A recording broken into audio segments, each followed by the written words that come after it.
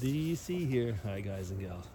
Well, hope you're all well. And today is Monday, and Monday is, as you all know, usually Tag Day, and today will be no exception. Just finished doing Jasmine's Monday tag, and we'll move on to Dave Nicholson's last Saturday 7-question tag. Hi there, Dave. Well, and I hope you're better. I should maybe even say it that way. Okay, now let's get into it. Question 1. What is something you have always wanted since you were a kid? When I was a kid, I wanted a cassette recorder. Cassette tape recorder. I guess the people that are watching this know what I'm talking about because we're all old people. But and I so enjoyed that when I got it. It was something I really enjoyed because my dad, for some reason, had bought a tape recorder. So these are the round tapes that you had to thread into it. And of course when cassette tapes came out, it was like a revolution. Yes, I know some people saying, what, a cassette tape, what's that? Anyway, yeah, but I was so excited. I'd put the radio beside it and tape music and bring it on the school bus, thinking that everybody would enjoy. Nobody heard anything aside from me because of all the noise. But anyway, yeah, that's question 1. Question 2. What is the most recent dream you remember having while sleeping? So we're not talking about daydreams here, I guess. So usually I dream when I sleep, but I have a lot of daydreams, I suppose. It's a recurrent dream. I've even mentioned it here or in a vlog or something. It has to do basically with unfinished business. What I mean by that, it's like if I'm going to be retired, which I am now, I'm packing things in my office, packing the boxes, and then realize that there's a whole room that I forgot to pack, but I'm supposed to be leaving in any minute. And that's a dream that I have quite regularly, and I know why, because there's certain things at work that were not finished, certain research projects and stuff like that. And I won't get into it, but COVID did not help for the timing and so on. Okay, question 3. What confuses you? I was almost going to say myself. Actually, that's maybe probably the easiest answer. I confuse myself a lot of times. I think what confuses me right now in today's world is, and don't get me wrong, because people from, I was almost going to say both sides of political aisles or belief systems will probably say exactly the same as me. Is what confuses me a lot is that, like, why don't you get it? And you know what? I've had friends who are not of the same political side or belief system as I am will say the same thing to me. So it's something that's not going to go away. It's confusing, I think so. It's like something that seems so self-evident, and yet you just don't get it, do you? Okay. Question 4. In what way are you your own worst enemy? When I was in at work, when I was in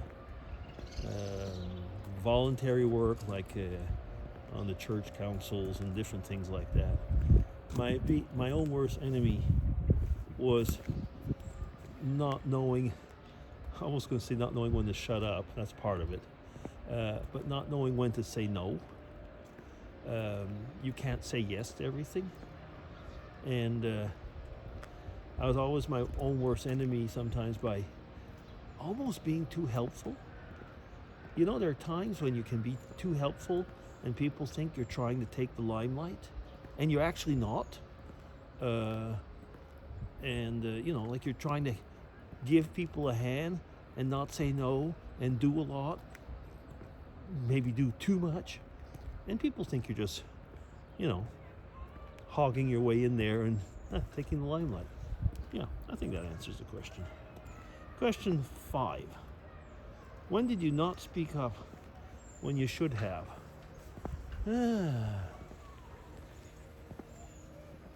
I get back to work, actually, to the work period. There are times when even as kids, but I think of like in the work situation, sometimes you should speak up, but you know that it's going to harm you in your work. And I'm not saying, peer pressure. It's not quite the same. But peer pressure is one time that, and everybody's had it at one time or another in your life. But so peer pressure could be one. But no, at work, like I'm thinking like, when something was not right, but the boss had the wrong idea. And depending on the type of boss that you had, and I've had some pretty dictatorial bosses where you knew very well that you would harm yourself, sometimes even up to losing your job if you stood up or contradicted.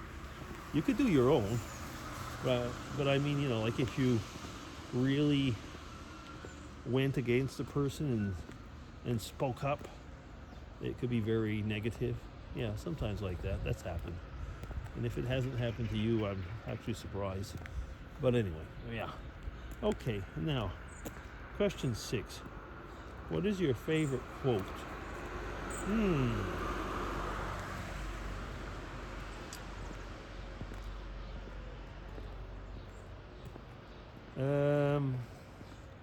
You can, I'm trying to think who said it, I can't quite remember.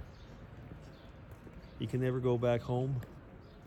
There's something like that. Of course, it could be Auntie M, I want to go home. Well, that was in Wizard of Oz, something like that. But no, it was in, it's not John Steinbeck that said it, but it was in Travels with Charlie.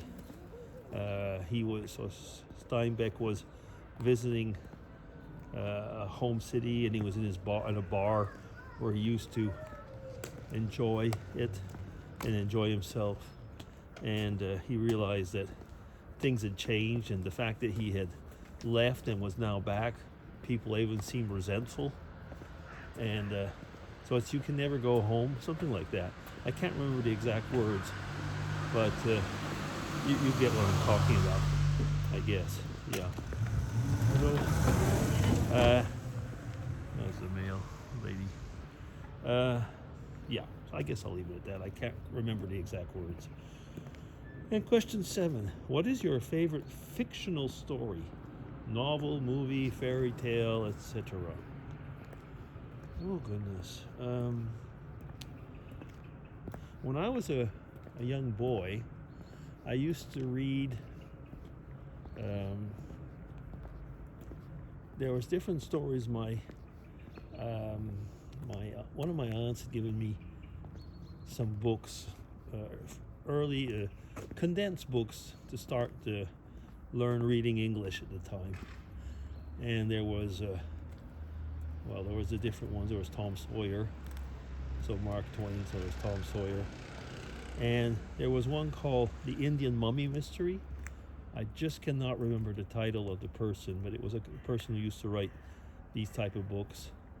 And, oh yeah, the whole Black Stallion series with by Walter Farley. I've read all of those many, many, many times.